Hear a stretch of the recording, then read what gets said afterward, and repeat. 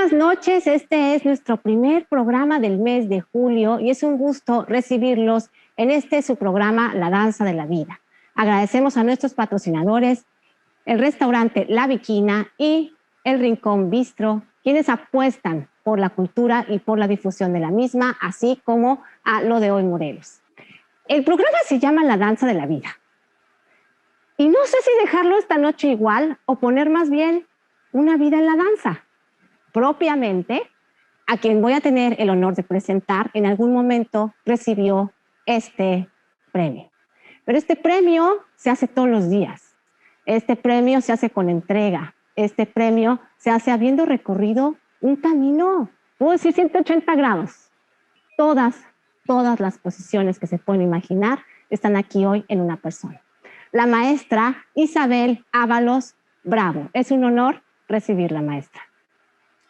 ¿Qué tal? Mucho gusto. Agradecida de poder compartir con usted estos momentos. No, agradecidos nosotros por haber podido coincidir en la agenda con alguien tan ocupada, tan creativa, tan movida dentro de la danza. Y bueno, no puedo dejar de hacer, me gusta un poquito a veces esta parte creativa que salga.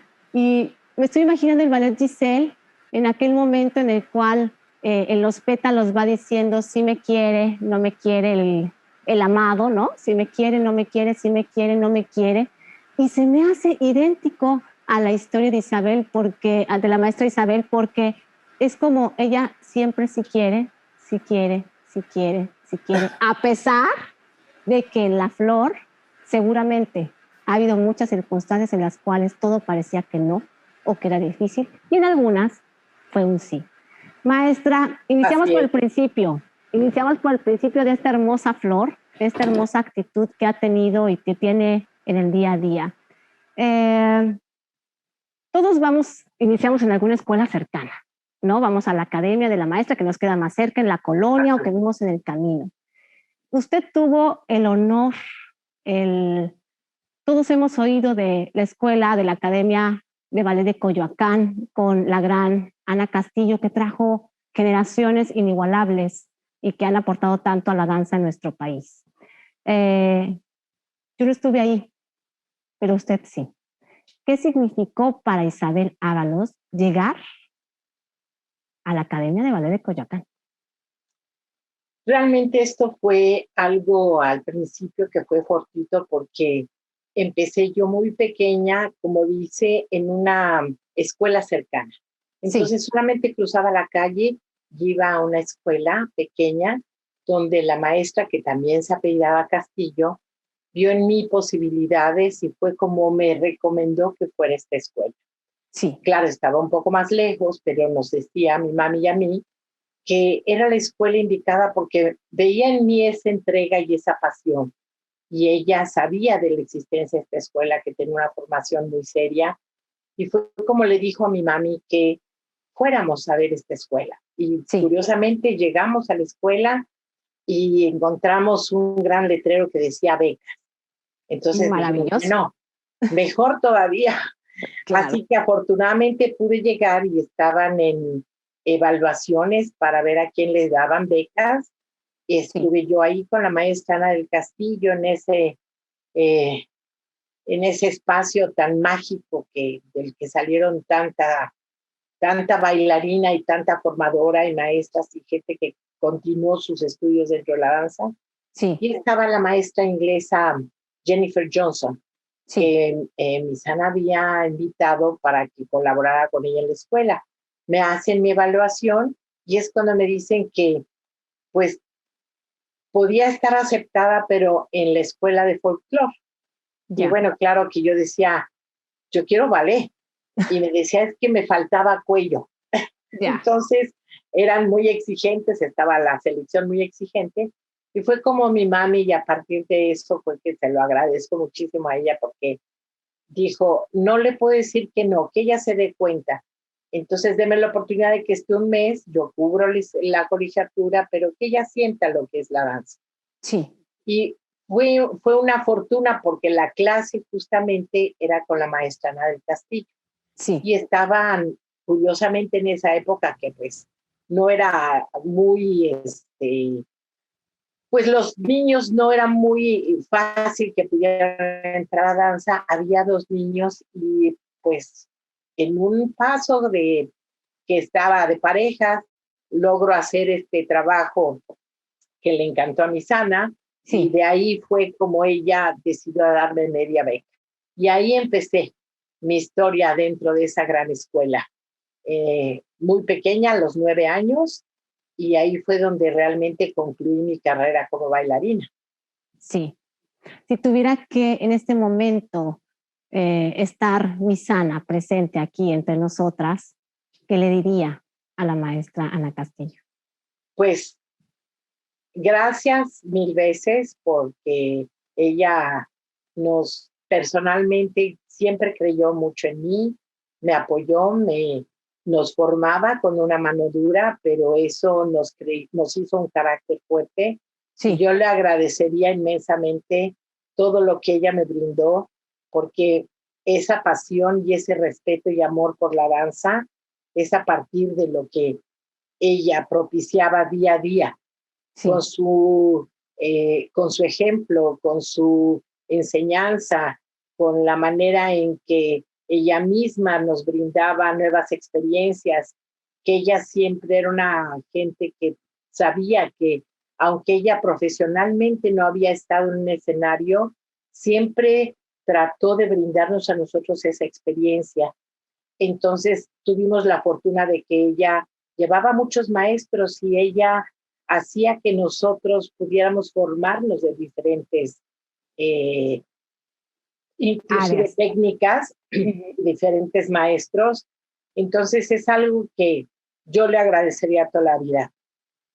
Y luego, bueno, pues tuve la gran fortuna de que una vez que ella falleció, me dejó el legado y su familia me brindó la oportunidad de continuar dirigiendo la Escuela de Ballet de Coyoacán posteriormente. Eso es una beca completa, maestra. Sí, entonces me dio todo, ¿no? Y claro, curiosamente ahora, bueno, pues estoy en el proceso de hacer un testimonial y una pequeña historia de lo que es la academia, porque pasaron tantas alumnas por ella, tantas personas que están tan agradecidas, que dejar esto en el aire no sería justo, porque la danza necesita saber claro, quiénes han sido formadores. Es necesario que quede documentado sí o sí. Yo he tenido el privilegio, como generación soy otra generación, pero me debo también a muchas de aquellas que en su momento fueron alumnas, y en este legado, en este ir de mano a mano, somos parte de la historia. Y aunque yo no estuve en esa parte de la historia directamente, sí lo estoy indirectamente hoy en mi hacer. Entonces, siempre es bueno saber, conocer de nuestra historia, porque eso nos enraiza, y además de que nos enraiza, nos permite tener una mejor comprensión de hacia dónde vamos. Ahora, maestra, en algún momento se mueve hacia la parte de la danza moderna, pues la parte contemporánea, si le queremos llamar, la técnica de Martha Graham, toma clases. En esa época, bueno, yo me recuerdo todavía, a mí me tocó un poquito como que contemporáneo a la derecha. Así. O a la izquierda, ¿no? Más bien a la izquierda. A la derecha, y eran como que los que eran técnicos y los que hacían contorsiones en el piso, casi. Así es. Realmente estaba muy separado, cosa que pues afortunadamente ahora ya no. Yo tuve la oportunidad de diferentes viajes a tener la experiencia de tomar clases y con la técnica de Martha Graham. Y todavía mejor fue cuando, estando yo dentro de la Compañía Nacional de Danza, la maestra Guillermina Bravo, del Ballet Nacional Contemporáneo, pues me invita a dar clases. Entonces yo incursioné como maestra desde muy pequeña, algo que también le agradezco mucho a mi Sana, porque tuve la oportunidad de estar frente a grupos desde muy pequeña, y la enseñanza para mí fue tomada de la mano de mi carrera profesional. Entonces la maestra Guillermina Bravo me invita a dar clases a Ballet Nacional. Y yo recuerdo tanto que ella, con su voz así dura, me decía: Isabel, tú tienes que darles clases de ballet y ponerlos en línea, pero tienes que ver todas las funciones de contemporáneo, que entonces pues la mayoría de las funciones eran en Bellas Artes. Yo me aprendía los ballets para saber qué era lo que necesitaban fortalecer dentro de la técnica clásica para que les pudiera apoyar dentro de lo que era su danza contemporánea. Entonces, fue una vivencia para mí muy especial, al mismo tiempo que también estuve en ballet independiente, donde me invitaron a dar clases también de ballet, y ellos empezaban a darse cuenta que esas bases que da la técnica clásica son primordiales para hacer después cualquier estilo de danza. Entonces, es la manera en que yo incursioné un poco más dentro de lo que es la danza contemporánea. Más que practicarla personalmente, ¿sí? Entendía yo cuáles eran sus movimientos y cómo podía apoyarlos por medio de mis clases de danza clásica. Entonces, es la manera en que yo estuve muchísimo más cercana a lo que es la danza contemporánea. Y sí, ciertamente pues éramos criticados en la danza clásica porque éramos los etéreos, los que estábamos de puntitas, fuera de la realidad. Las y ellos princesas eran los que trataban temas más duros, más reales, ¿no? Entonces, sí había ahí un poquito de discrepancia en los dos estilos de danza. Que es un privilegio hoy tenerla en la danza, porque estamos hablando de una Guillermina Bravo, que bueno, vaya, es un referente de la danza en México. Estamos hablando más adelante, lo compartiremos, que estuvo con la maestra Gloria Contreras y con varios personajes tan... Desgraciadamente, en ese tiempo no existía la comunicación que ahora existe, como estamos teniéndola ahora usted y yo. Claro. Y me siento muy honrada de poder acercar a maestros de su talla que han hecho tanto por la danza y que a lo mejor estaban en la enciclopedia, en el tomo La Luz número 10, ¿no? Y que pues bueno, nada más para tener el tomo ya es un problema. Ahora prácticamente puchamos un botoncito y tenemos al alcance muchas cosas. En ese sentido, así es. Importantísima la comunicación. Así es, bueno, en ese entonces separadas, pero qué importante tener a alguien que se aprende todas estas coreografías, pero que además tiene la visión en su momento inicial de la maestra Ana, sumar, porque hoy en día un bailarín tiene que ser extremadamente versátil. Un bailarín tiene que poder ser clásico, neoclásico, de todo este bagaje que hay. Y maestra, dentro de esta historia que se va tejiendo, pues también con la oportunidad como bailarina, ¿no? Porque sabemos que estuvo como segunda solista en la Compañía Nacional, en aquel entonces yo estaba naciendo, maestra, ya hace algunos ayeres, y con todo este intercambio cultural que hubo inicial con la escuela cubana, ¿no? De poder salir, de poder ver. Estamos hablando de una Alicia Alonso, ¿no? De los hermanos de la gran Alicia Alonso.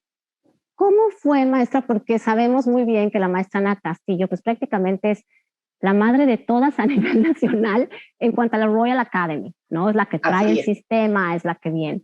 Y por otro lado, este viaje, a lo mejor esta búsqueda, esta aventura de decir, bueno, yo estoy en mi propia búsqueda, e ir apostar, ingresar a una escuela, para una compañía nacional de danza, y entonces tener este acercamiento también con el sistema cubano. ¿Cómo cambia su visión? ¿Cómo se enriquece? Siempre todo nutre. A mí me gustó mucho la frase de la maestra Celia que dice, el día que yo deje de aprender, dejo de enseñar. Me encantó. Y entonces la adopté ya como propia, ¿no? ¿Cómo sucede esto para la maestra Isabel y qué le da esta conjunción? Fue muy curioso porque efectivamente la maestra Ana Castillo trae el sistema de la Real Academia México. Sí. De ahí, pues anualmente, y cuando no podían venir anualmente, era cada 2 años, venían las maestras de Londres, hacían nuestras evaluaciones. Sí. Y Miss Ana siempre estaba muy inquieta porque ella quería aprender, saber más, dónde estaban los errores. Y a mí me tocó la época en donde ella insistía mucho que las examinadoras pues pudieran retroalimentarnos con las observaciones que daban, pero eran como muy herméticas y decían, no, eso tiene que ser una clase especial, eso no puede ser. Entonces mi sana entraba con una inquietud porque decía, tenemos que saber más, tenemos que aprender y saber dónde están nuestros errores. Entonces, ella había el maestro, bueno, la maestra Clara Carranco, que estuvo en la Academia de Coyoacán, tuvo una beca para irse a Cuba y ella nos visitaba frecuentemente y le pedía que nos diera clases. Y hubo la manera de tener la conexión con Fernando Alonso y pidió ella la oportunidad de llevar a un grupo de maestros para que pudiéramos ir a observar el sistema cubano. ¿Qué es lo que pasa? Había una diferencia fuerte. El sistema inglés daba los ejercicios fijos y uno tenía que ejecutar los ejercicios fijos. Y el sistema cubano lo que da es el conjunto de pasos que hay que cubrirse por meses, por semanas. Entonces, todo muchísimo más desglosado. A mi sana le interesó mucho este trabajo porque sabía que aparte había un estilo diferente de bailar dentro de lo que era el sistema cubano. Era más latino. El sistema cubano obviamente nace también de lo que es el sistema ruso del Vaganova, toma ahí sus bases, Alicia Alonso y Fernando Alonso, que hicieron el sistema inicialmente, pues ellos estuvieron mucho en Nueva York, en el sistema más americano, digamos, entonces empiezan a hacer un sistema propio. Y decide Misana invitarnos para que varios de los maestros fuéramos a este curso, que fue una fortuna porque estuvimos en Cuba y las clases metodológicas nos las daba personalmente el maestro Fernando Alonso. Bueno. Entonces es cuando ella dice, creo, Misana era pionera y era muy audaz en tomar sus decisiones cuando decide romper con la Real Academia, siendo, ¿sí?, dentro de, que era el señor Castillo, su esposo, el que administraba la Real Academia en lo que era México. Decide decir, bueno, pues creo yo que necesitamos otro tipo de trabajo, muchas gracias, ustedes no nos están considerando a nosotros como mexicanos que estamos pudiendo desarrollar nuestra propia personalidad, no están muy abiertos a compartir con nosotros todas las necesidades, entonces decide romper. Esto fue increíble, pero rompió totalmente con la Real Academia. Tomamos este curso y nos damos cuenta de la manera en que podemos estructurar un sistema. Entonces, a raíz de esto, Misana hace un propio sistema donde incluye el sistema cubano con el sistema inglés. Y es cuando ella nombra en su escuela el sistema combinado. Mezcla los dos sistemas, dándonos cuenta nosotros como maestros todo lo que podíamos aprovechar del sistema cubano, cómo estaba desglosado por meses y cómo en el sistema inglés daba otra fortaleza, porque también el sistema inglés, el aprenderse los ejercicios fijos, y que llegaba uno frente al examinador y le decían ejercicio A anterior y ahora anteda. Y entonces era una memoria que uno tenía que tener y un dominio también de ese trabajo. Entonces mezcla los dos y hace el sistema combinado. Y de ahí es donde surgen muchas de las alumnas que posteriormente las seleccionan y se van a Cuba con este intercambio. Kiwi Gutiérrez, Elia Luyando, Caranda, Natasha Lagunas, Rosalba Navarro, todas ellas habían sido alumnas mías también en la Academia de Coyoacán.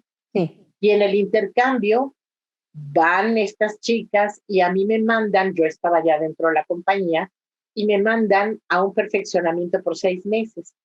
Pero me mandan de responsable de las 12 jovencitas que iban, porque también seleccionaron alumnas a la Academia de la Danza Mexicana, que entonces todavía estaba con ese nombre. Te llevan a estas alumnas, 12 chiquitas, de las cuales yo soy responsable. Así que ahí emprendo yo mi se El abre gran el debut. mundo a seguir aprendiendo de otro sistema, ¿no? Sí. ¿Cómo? Pues qué mejor que viviendo donde se ha desarrollado. Y es ahí donde puedo yo continuar mi enseñanza, aparte de poder tener mi perfeccionamiento como bailarina, porque yo fui Sí. como bailarina. Que bueno, iba solo 6 meses y curiosamente me quedo 2 años por un accidente que tuve allá. Ya.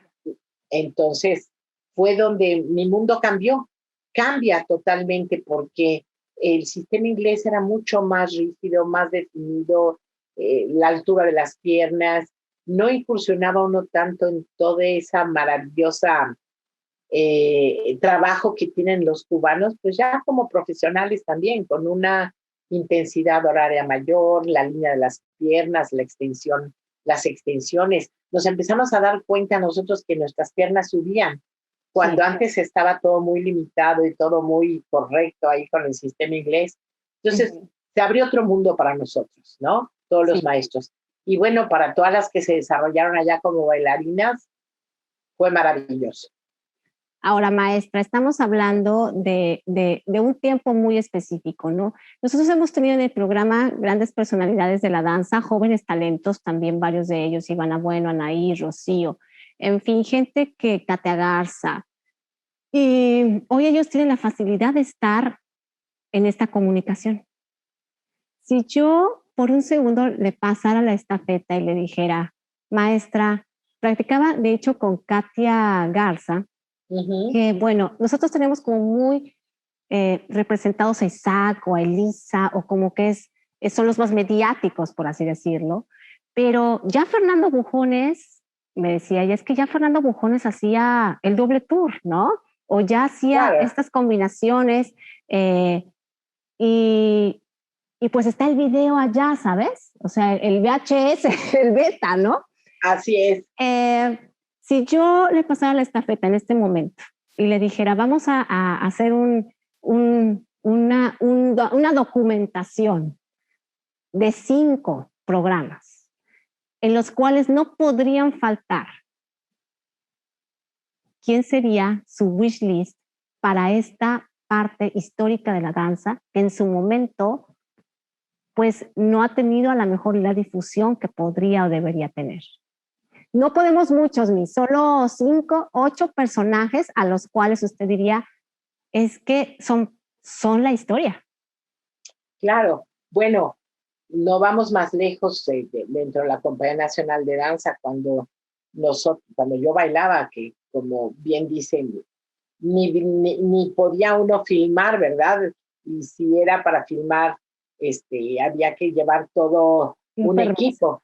Entonces no había una referencia, que inclusive cuando yo fui a los concursos, decía, bueno, en esta época yo podría decir, bueno, a ver, ¿qué versión voy a llevar?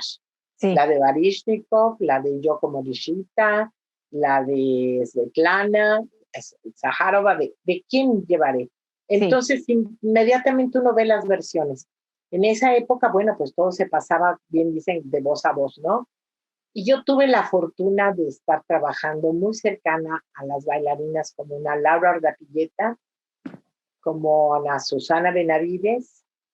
La maestra Susana, claro. Susana Benavides, que tuvieron la misma Elena Carter, que es egresada de la Academia de Coyoacán. Elena Carter, en paz descanse, una bailarina muy linda. Dentro de los varones, pues es que yo estoy hablando más dentro de lo que son mis épocas, ¿verdad? Pero el mismo Francisco Araiza, que era entonces el primer bailarín, pero de ahí todavía en mi época hubo bailarines en que no se pudieron dar a conocer por toda esta situación, ¿no? Sí. Entonces, pero básicamente dentro de lo que son los bailarines mexicanos, ¿no? Ahora ya empieza uno a ver ciertas filmaciones que rescata uno de diferentes lados, pero la compañía desde antes pues, hubo muchas personalidades, una misma Sonia Castañeda, el maestro Jorge Cano como bailarín, el maestro Felipe Segura, todos Sí. ellos que deberían de tener una imagen dentro de esta. Claro que la tienen, pero los jóvenes no están enterados de quiénes fueron y que fueron los que picaron piedra para poder tener ahora todas Lo estas que hay. bendiciones que da la danza, ¿no?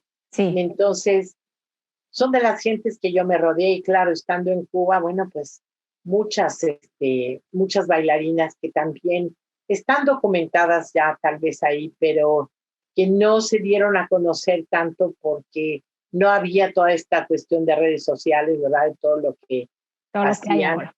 y todo el trabajo. Claro que también, ¿qué es lo que pasa? Yo siento que en esa época, más que hacer trabajo de tour de force, de doble tour y todos los grandes acrobacias que ya se Ya sé lo convierte que de me va a decir, repente. Miss, pero a ver, espéreme porque para allá vamos en la siguiente pregunta, Ok, que creo que va a conectar perfecto. Si no, me lo corrige. Tenemos esta parte, ok, lleva 12 chicas, está responsable de ellas, está en la esencia propia de esta técnica, o sea, la vive, la transmite y además la observa, ¿no? O sea, claro, porque es como, no nada más es que se me ocurrió hoy que voy a cambiar o voy a implementar un sistema. Viene Varna, viene Osaka, viene poder estar como observadora en Moscú, en el Stanislavski. Obviamente, si ir a una función ya te abre la ventanita, ya se abre el trecho y entre más ves, obviamente el más se panorama, va claro. abriendo. Eh, en algún momento como jurado ya de concursos, como Así es. juez, y esto creo que va a conectar muy bien con lo anterior. ¿Qué ve usted de positivo en los concursos y qué le preocupa de los concursos? Ay, son tantas cosas que creo que me preocupan más de lo positivo. Eh, yo viví todo lo que fue un entrenamiento y como estábamos comentando, yo no tenía referencia para poderme preparar. Eran mis maestros los que me preparaban, un Joaquín Vanegas que estaba aquí de invitado en la Compañía Nacional de Danza, el maestro Jorge Cano, dentro de lo que eran las coreografías de repertorio, ¿sí? Sí, Porque obviamente también va uno con ciertas coreografías libres. ¿Qué es lo que pasa? Yo me enfrenté a algo que fue muy importante para mí, porque sí, ¿quién dice que es la versión original? ¿Quién sabe cuál es la versión original? Entonces, cuando yo voy a Varna, me doy cuenta que cuando presento Cisne Negro, ¿qué es lo que sucede? Un año se reunían los maestros para definir un poco más el estilo y lo más apegado a lo que era original, dentro sí, de lo que es un Don Quijote, un Lago de los Cisnes, ¿no? Y sí. el siguiente año hacían el concurso. Y Eso está maravilloso. sí, claro, porque entonces eso era algo Unificación. donde inclusive sabían cómo entrenar a sus bailarines en los diferentes países. Cuando yo llegué, mi versión no fue aceptada. Era la versión que yo llevaba de Alicia Alonso Ya. en Cisne Negro. Y en Don Quijote lo que yo llevaba era una versión que era a lo mejor tratando, sin tener la visión de qué era lo que se buscaba en el concurso, a lo mejor mi participación como mujer más fuerte. Mi compañero siempre fue aquí Sigmund Shofta, al que yo siempre le agradezco mucho que haya compartido conmigo estas experiencias. Sí, Entonces, yo me daba cuenta de que había que tener un lineamiento, que les indicaran a los maestros hacia dónde ir, ¿no? claro. Empezando por las versiones, porque muchas veces las versiones que se presentaban pues quitaban puntaje, ¿no? Entonces hay cosas que uno en el concurso no sabe. Sí, Primero, ¿qué es lo que sucede? Como participante, uno se confunde. Va uno al concurso y entonces uno dice, bueno, pues me preparé lo mejor que pude, no es que haga 5 piruetas, ahora van a querer que haga 2 sostenidas y sonría, ¿no? Para que se vea la cuestión artística. ah, Entonces, los ejecutantes se confunden porque obviamente la danza es visual, ¿no? sí, Y es de una apreciación personal y visual. Claro que sabemos que lo estético, hacer estético, punto, ¿no? Un buen arabesco, una buena pirueta, ¿no? pero sí confunden mucho a los participantes porque hay veces que llega a pasar a la siguiente ronda, por decir, pasan a la siguiente ronda, Sí.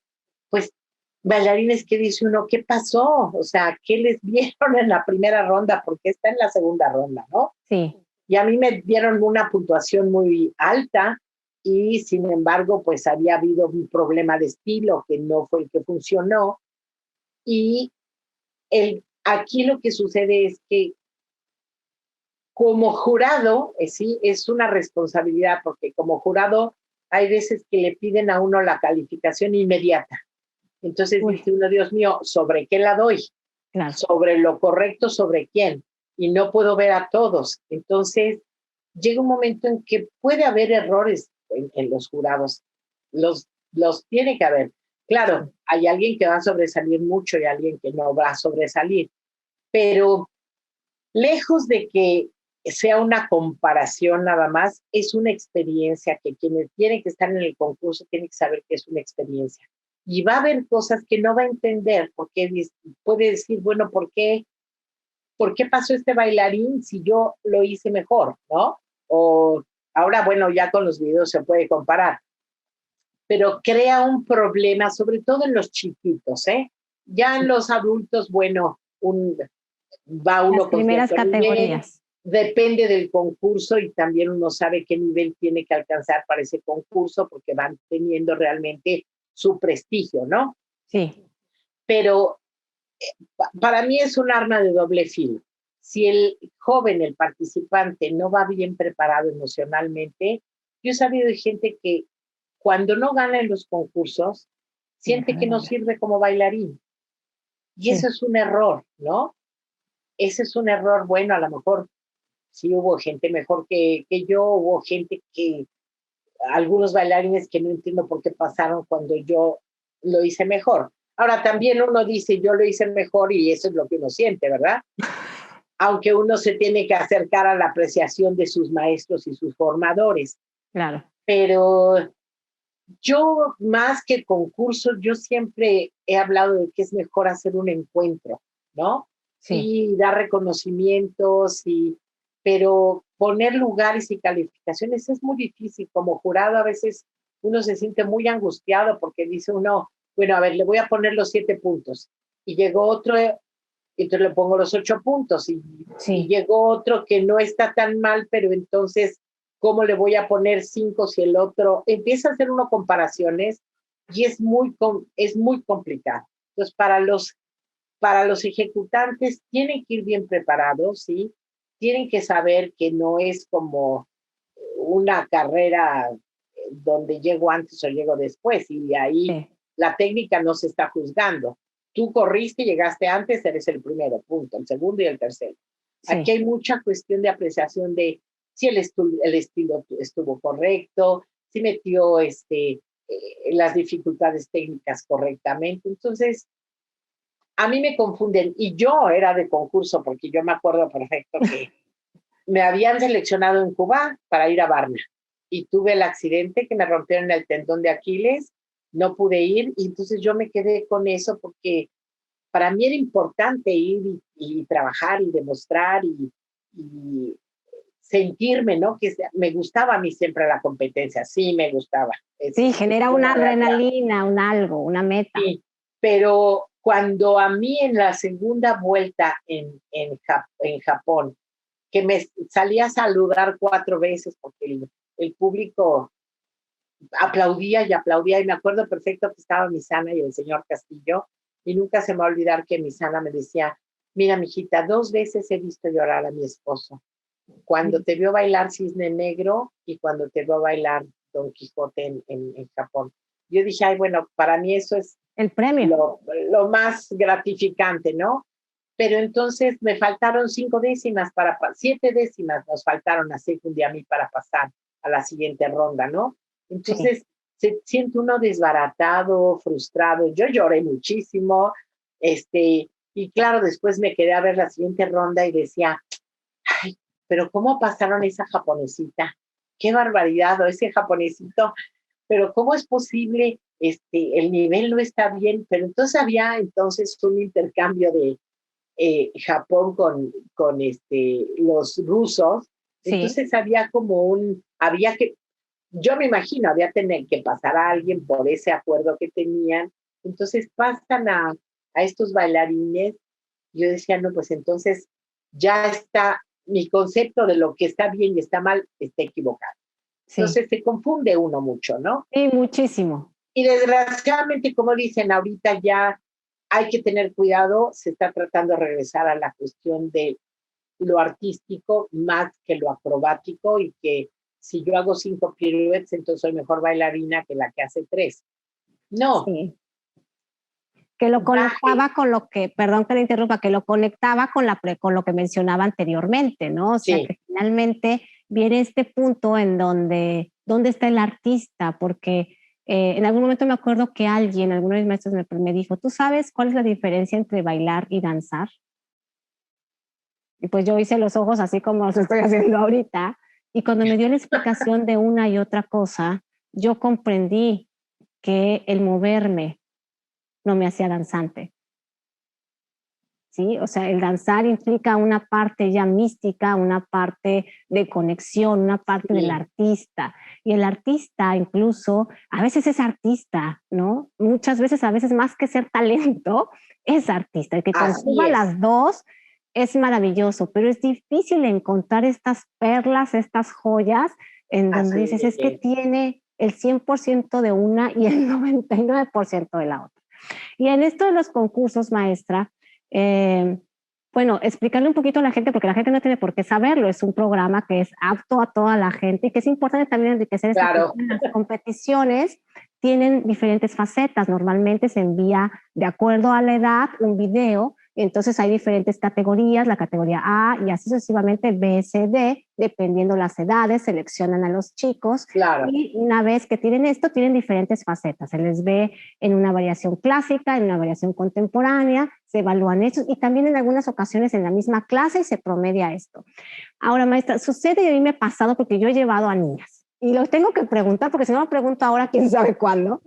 Sucede que a veces hay escuelas que dices, es que ya me sé cuál va a ser el resultado, o sea, como que estas instituciones, o sea, tú te preparas como escuela o pequeña escuela independiente, le metes toda la investigación, todo el estilo, el peinado, el churrito, todo, porque hasta un cabello cuenta, ¿no? Claro. Lo trabajas técnicamente, investigas y llegas y pues la mayoría de los premios se lo llevó tal o cual escuela, lo cual me alegra porque a lo mejor de ahí vienes, es tu casa, la quieres, no voy a decir nombres porque se me van a colgar, pero tu niña no pasa, o sea, no entra en el circuito, por así decirlo. ¿Qué lectura darle a eso? No fue suficiente a lo mejor. Obviamente yo como maestro voy por la experiencia, ¿no? Y trato de transmitir al niño que vaya por la experiencia, por bailar. Desde esa óptica siempre eres tú como una escuela más pequeña, una escuela que está experimentando y acercando a la danza. ¿Cómo leerlo? ¿Cómo a lo mejor, por así decirlo, colarse, si así lo queremos llamar, cómo tener acceso a eso y que no sea a lo mejor siempre los mismos premios para las mismas instituciones que, repito, yo les debo en el alma, o sea, podría decir la escuela superior, lo puedo decir así con toda la apertura porque amo la escuela, porque me debo en mucho a ella, pero a lo mejor la escuela, no sé, triple pirueta, por así decir un nombre X, trabajó igual de duro y no se lo llevó. ¿Cómo lo lee? ¿Cómo leerlo un docente? Es que realmente hay que separar primero. Hay jóvenes que están dedicándose al 100%. Sí. Entonces no puede competir una chica que va diario 3 horas con alguien que va 3 veces por semana, hora y media. Claro, sí. Empezando por eso, tendría que haber un encuentro, digamos, que yo le diría más concurso, ¿verdad? De gente que está dedicada profesionalmente y gente que está llevando su enseñanza como complemento a la educación. Sí. Que no lo hará menos valioso, ¿no? Claro. pero no puedo comparar a una jovencita que tiene una intensidad horaria de 6 horas a la semana con otra que tiene 18 horas a la semana. Claro, como docente lo entiendes, pero por ejemplo, hacérselo entender a una criatura y a los padres de la criatura. Claro, eso no lo, es que es exactamente eso es lo que hay que, dentro de la danza, lo que necesitamos también es educar al padre, educar al alumno ante lo que se va a enfrentar. Entonces, es por eso que yo, más que hacer concursos, me gustaría más que se llamaran encuentros, ¿no? Sí. Y que todos tuvieran esta retroalimentación, que yo platicándolo con la maestra Arcelia, este encuentro de escuelas, que ya lo habíamos platicado, ¿no? Cómo todas las escuelas pueden presentar su trabajo, su proyecto, y que se les da una retroalimentación. El jurado les dice, tu coreografía estuvo bien, pero el tema no fue el indicado para la edad, la música tiene que ser más apropiada, el vestuario no fue el indicado. Entonces, es como los maestros aprenden cómo tienen que enseñar y cómo tienen que llevar a escena algo, ¿no? Entonces, es muy difícil, ¿eh? Es muy difícil porque... sí, a la hora que sucede... Como decimos, parece preestablecido, no, pues ya sabemos que va a ganar la escuela fulana, ya sabemos que... Entonces, ese es el problema, ¿no? Que la visión a la que se va, decir, bueno, yo voy a ir porque quiero ganar, voy a ir porque quiero participar, voy a ir porque quiero compararme, porque quiero saber, porque entonces vienen atrás una serie de conceptos que hay que conjuntar para que realmente esto tenga un objetivo positivo, claro, para el jovencito. Ay, qué bueno que no lo entiende, usted, maestra. No lo entienden porque es también como hacer un examen y que les dicen, pues sacaste 7, bueno, ¿y cuáles son los aspectos? Entonces se explican los aspectos, ¿no? Sí. Por eso a mí cuando yo voy a evaluar inclusive a la misma escuela superior que durante muchos años, 6, 7 años consecutivos estuve haciendo las evaluaciones semestrales y finales, tanto en licenciatura como en los ejecutantes, yo empecé, creo yo que fue la que empecé a innovar un poco más eso, de hacerle sus comentarios como jurado, porque a él no le va a servir que yo le diga que es un 7. Un 7, ¿por qué? ¿No? Un 7, ¿por qué? No falta coordinación, falta el empeño aquí, no hubo un andeor en esta parte, no hubo, entonces esa retroalimentación es lo que les hace falta para saber que tienen que mejorar, ¿sí? Claro. Y tiene que ser de parte del maestro, del jurado o del sinodal congruente, ¿verdad? Sí. Entonces, eso es lo que como estudiante uno necesita, esa retroalimentación y no nada más el número. Es muy difícil nada más calificar con números, aunque el sistema así lo pide, ¿no? Necesitamos un número para que pueda pasar. Y claro que sucedía, a veces uno era muy duro, decía, bueno, voy a darle, no, es que no alcanzó el nivel 6, no sé qué, por 5 puntos, por 5 décimas o algo, el mismo alumno no podía tener oportunidad a promocionarse para una beca o un apoyo porque no tenía el 8 o no tenía el 8.5. Por micras. Entonces, eso los limitaba para seguirse desarrollando. Cuando eran 5 décimas donde realmente pues se le castigaba al alumno y eso lo limitaba para su crecimiento. Sí. Entonces, es complejo, la cuestión toda esta de la enseñanza es compleja. Y lo importante realmente que considero que como país necesitamos es la formación de maestros. Sí. Eso es una de las cosas más importantes. Formación de maestros, saber cómo enseñar al alumno, inclusive en el complemento de la educación, todo, la manera en que se le puede no nada más dictar los ejercicios, sino llevar alrededor de toda la pieza. Es como un pequeño escenario el salón. Sí. Tenemos que irles enseñando a los jovencitos que se dedican a la danza todo lo que es ese entorno de la danza. Y también darse cuenta que hay diferentes estilos de danza. A lo mejor él no podrá hacer muy bueno en clásico, pero podrá Un ser gran mejor español. en neoclásico, jazz, contemporáneo. Claro. Esa versatilidad que viene de algo que lo sustenta, que es la técnica clásica. Eso es indiscutible, vaya. Pues ahí está compartido la visión de alguien experto que ha estado a nivel nacional, a nivel internacional, y que era muy importante hacerlo porque a lo mejor uno como docente entiende o tienes una visión, sabes quién es quién, por así decirlo, la historia, cómo se conforma ese hecho hasta llegar ahí. Y a veces como padres o como estudiantes es muy difícil Sí. que lo entendamos, aún y que lo hayan hablado en ese momento, aceptarlo, vivirlo, cruzar por ahí. Sí. A veces es desilusionante, a veces puede ser Mucho. frustrante, y que tengamos la capacidad o la apertura de apostar a la danza también por todo lo que esto implica. Y aquí quiero tocar un punto bien interesante que creo que se toca poco, la mente de un bailarín.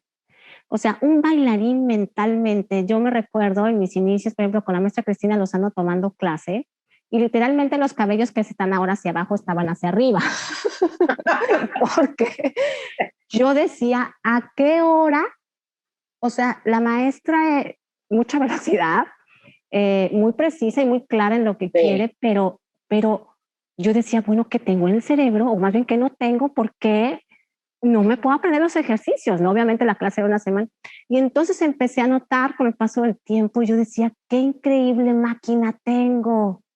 Empecé a notar que mi cerebro tenía mayores capacidades, que conectaba mejor la coordinación de mis brazos con mis piernas, con mi cabeza, con mi mirada, con la inclinación de la cabeza, y empecé a autodescubrir mis propias posibilidades, y además afectó en mi lectura, pero afectó en mi escolaridad, pero afectó positivamente. De verdad, yo me sentía como de estos focos de LED que decía, es que está iluminando, es que es increíble ver, yo no sé, o sea, me encantaría tener un estudio neuronal de la cantidad de conexiones que se deben de generar,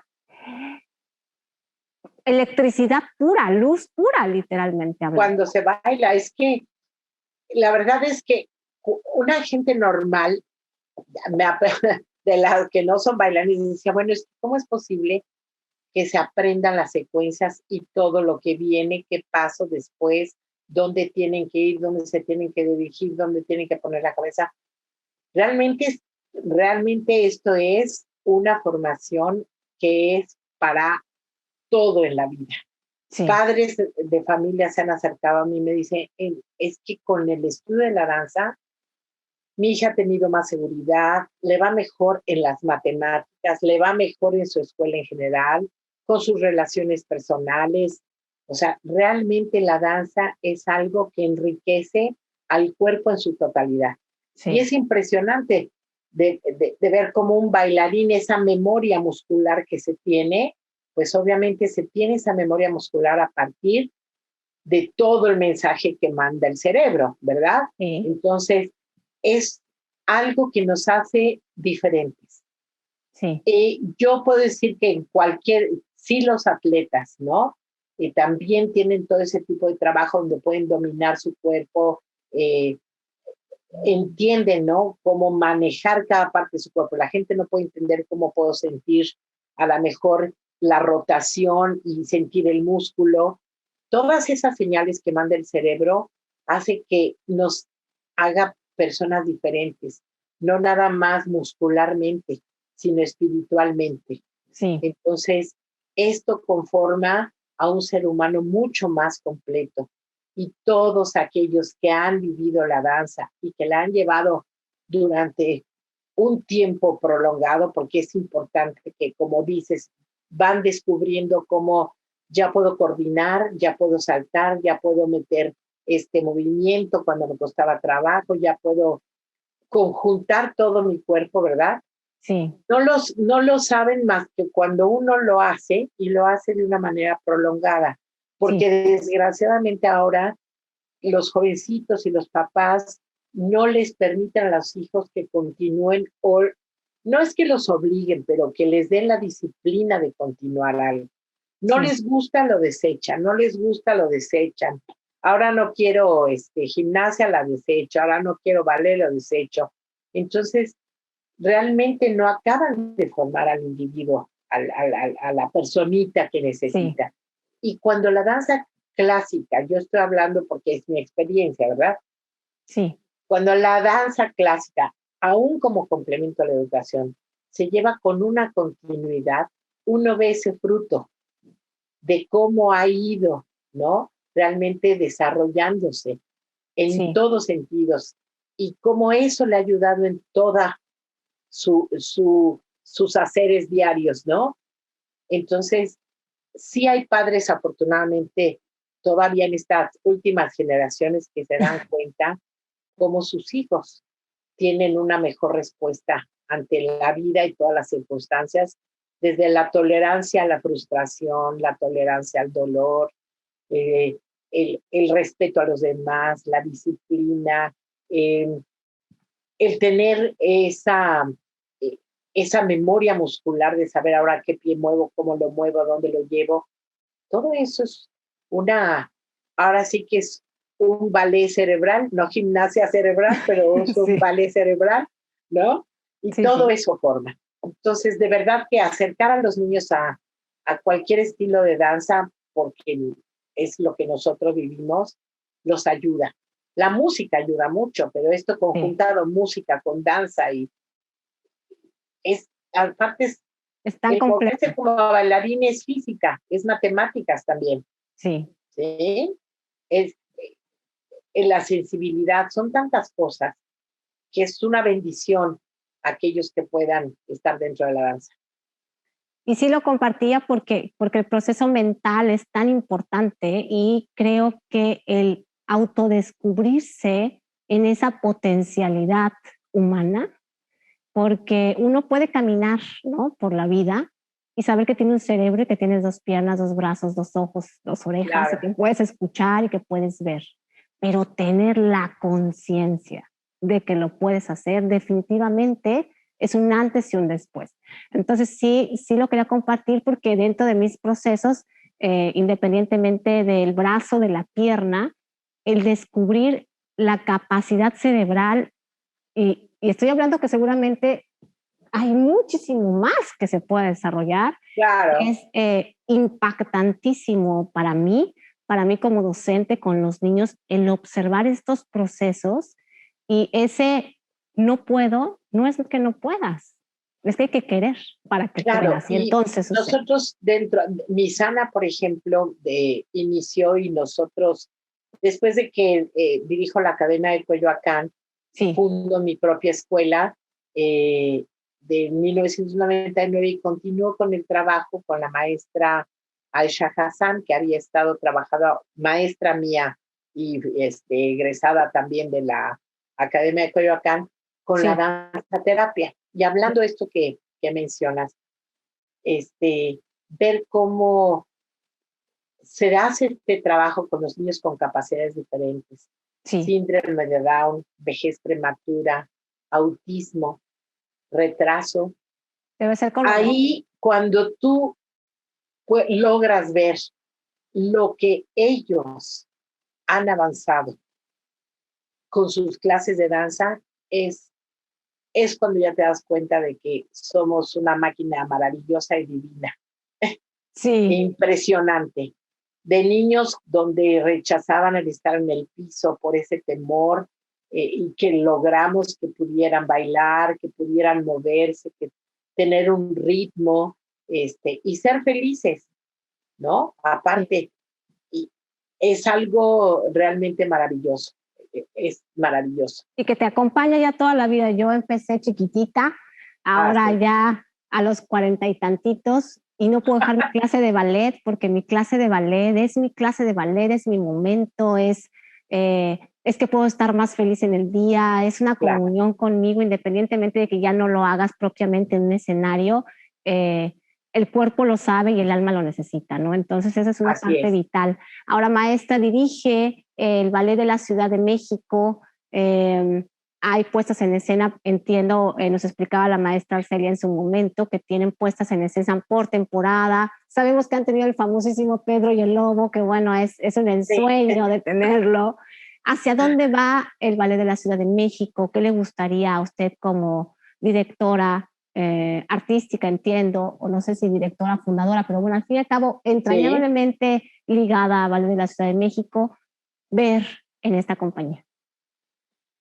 Pues el objetivo desde un inicio fue crear un espacio para que los jóvenes pudieran continuar su experiencia en el escenario, ¿no? Entonces siempre, cuando nace el Ballet de la Ciudad de México, pues se pensaba estar con ellos, tratar de darles una solvencia económica, una estabilidad, que pudiera ser una compañía donde les brindara su desarrollo artístico, pero también una seguridad económica que como bailarines siempre buscan, ¿no? Que no sean pues tan esporádicas las presentaciones, pero desgraciadamente como compañía a nivel privado, pues hemos llegado al momento en que hemos tenido que hacerlo por proyectos, porque no tenemos el apoyo como para solventar el salario de los bailarines, ¿no? Sí. Entonces, mi máximo sería tal vez como compañía poder tener un subsidio fijo donde pudiera yo decir, vamos a continuar mes tras mes y no tener que ver cómo vienen elementos conmigo y se tienen que ir porque pues tienen que buscar el pan de cada día, ¿verdad? Claro. Entonces eso a nivel de compañía, que al principio lo hicimos con la Sociedad Mexicana de Maestros de Danza, después con diferentes apoyos pudimos lograr tener bailarines que yo puedo decir que sí formamos, ¿no? Durante los primeros, por lo menos los 8 primeros años, 10 primeros años de existencia del ballet, que veíamos la manera de darles a ellos su incentivo monetario, ¿verdad? Pero tenían su clase diaria, su formación.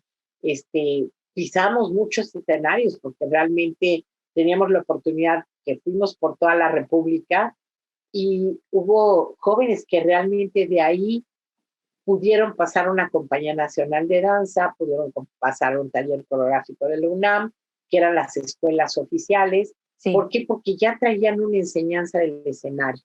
¿Qué es lo que ha sido el ballet? Yo después me imaginaba como las mamás que dejan ir a sus hijos que lloran, ¿verdad? Y dicen, no, es que no lo puedo dejar ir, no puedo. Pero decía, bueno, ¿qué les ofrezco? ¿Qué les voy a dar? Tienen que crecer, tienen que salir adelante. ¿Por qué? Porque había sido la clase diaria, el lograr que subiera la pierna, el lograr todo esto, ¿no? Pero dice uno, bueno, tienen que ir y experimentar otras cosas. Sí. Entonces realmente platicamos y decíamos, es que tal vez somos como el trampolín. Salir de la escuela, pocas escuelas tienen tantas funciones como, por ejemplo, yo en mi escuela hay veces que doy 3 funciones al año, que es una locura, porque no es una escuela donde les esté vendiendo el vestuario, sino que tengo el vestuario, lo adapto y yo lo hago con moñito, con encaje y no sé qué, para que no tenga ese costo.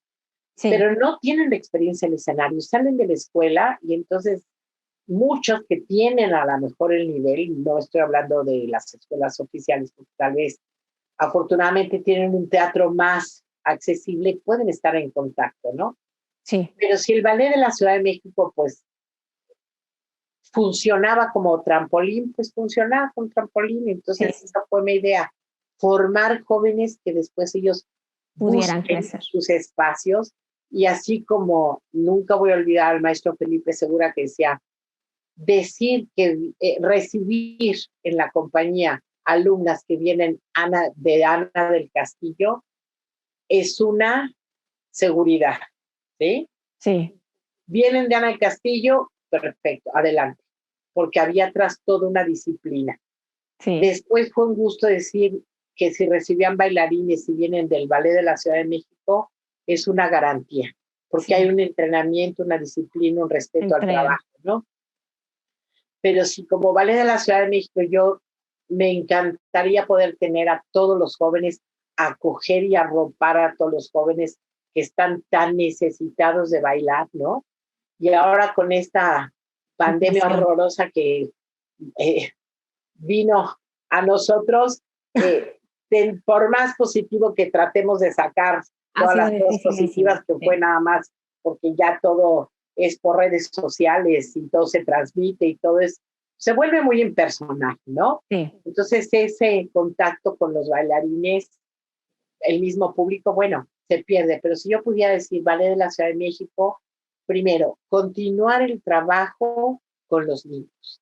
El trabajo que como Ballet de la Ciudad de México, con todas nuestras puestas en escena, la coreografía que hice de Pedro el Lobo, Hansel y Gretel, ahora que presentamos Film Algarve, La Cenicienta, que estamos en proyecto con Un Lago de los Cisnes, todo eso es para acercar a los niños y no es porque queramos darles fantasía y ver cosas que no existen, es porque el hombre y el ser humano necesita ese momento de espiritualidad, de gozo, ¿no?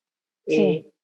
Y acercar a los niños a la danza ha sido los objetivos también del Ballet de la Ciudad de México.